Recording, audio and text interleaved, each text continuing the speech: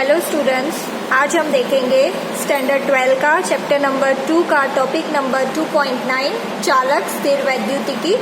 इसमें हम स्थिर वैद्युतिकी के कुछ परिणामों के बारे में जानेंगे।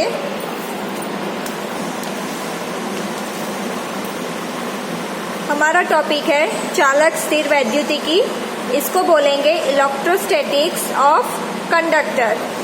इसके कुछ परिणाम देखेंगे हम। पहला परिणाम है चालक के भीतर स्थिर वैद्युत क्षेत्र शून्य होता है। ये चीज़ हम अपने पहले चैप्टर में पढ़ चुके हैं। किस तरह से शून्य होगा? हमारे पास सूत्र है फ्लक्स का, फाई इज इक्वल टू समाकलन E dot D S. Phi का सूत्र होता है Q upon epsilon 0 is equal to समाकलन ई डॉट डी एस। अब कोई भी चालक होगा, हम पढ़ चुके हैं कि कोई भी चालक होगा उसके अंदर आवेश क्या होंगे? शून्य होंगे। अगर आवेश शून्य होगा मतलब कि ये 0 हो जाएगा तो ये क्षेत्र भी क्या हो जाएगा? 0 हो जाएगा। तो अगर चालक के अंदर आवेश शून्य होता है तो क्षेत्र भी शून्य होगा। और सारे आवेश कहाँ होते हैं? पृष्ठ के ऊपर होते हैं। ये चीज़ हम चैप्टर 1 में पढ़ चुके हैं कि सारे आवेश पृष्ठ के ऊपर होते हैं, अंदर आवेश शून्य होता है जिसकी वजह से क्षेत्र भी शून्य होगा। तो हमारे अब पहला परिणाम है चालक के भीतर स्थिर वैद्युत क्षेत्र शून्य होता है। दूसरा है मेरे पास आवेशित चालक के पृष्ठ के प्रत्येक बिंदु पर स्थिर वैद्युत क्षेत्र अभिलंबवत होना चाहिए। ये कंडीशन याद रखना कि मेरे पास पृष्ठ है, ये पृष्ठ आवेशित है तो इसके हर एक बिंदु कैसे होंगे? अभिलंबवत होंगे। ठीक है, ये चीज़ भी हम पहले देख चुके हैं कि पृष्ठ के हर एक बिंदु कैसे होंगे? अभिलंबवत होंगे।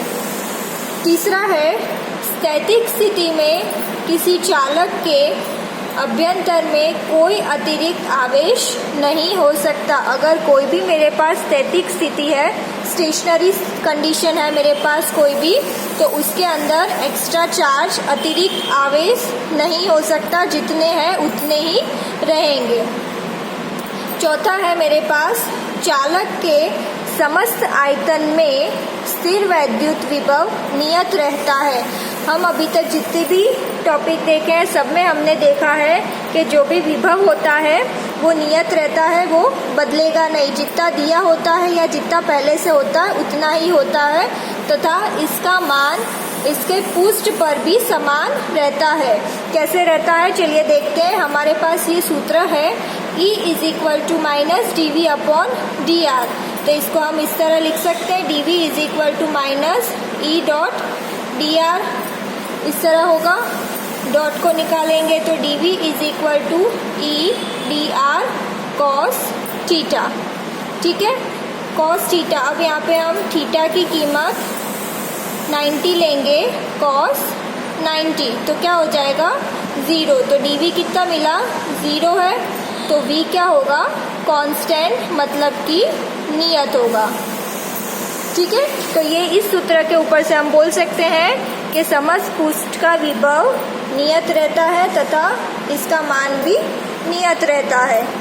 पांचवा है मेरे पास आवेशित चालक के पृष्ठ पर विद्युत क्षेत्र कितना होगा? E is equal to sigma upon epsilon 0।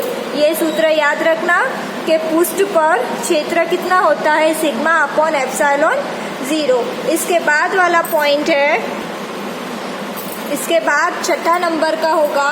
मान लेते हैं मेरे पास एक चालक है, चालक के भीतर एक कोटर है।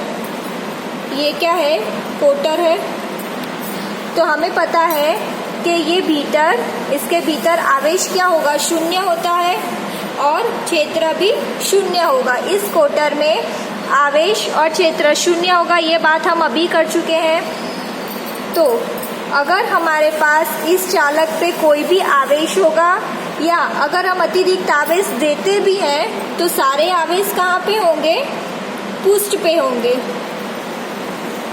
ठीक है, सारे आवेश होंगे पृष्ठ के ऊपर, अंदर कुछ भी नहीं होगा। तो इससे हम ये कहेंगे ये कोटर के अंदर का जो भी भाग होता है वो बच जाता है किससे? स्थिर वैद्युत से।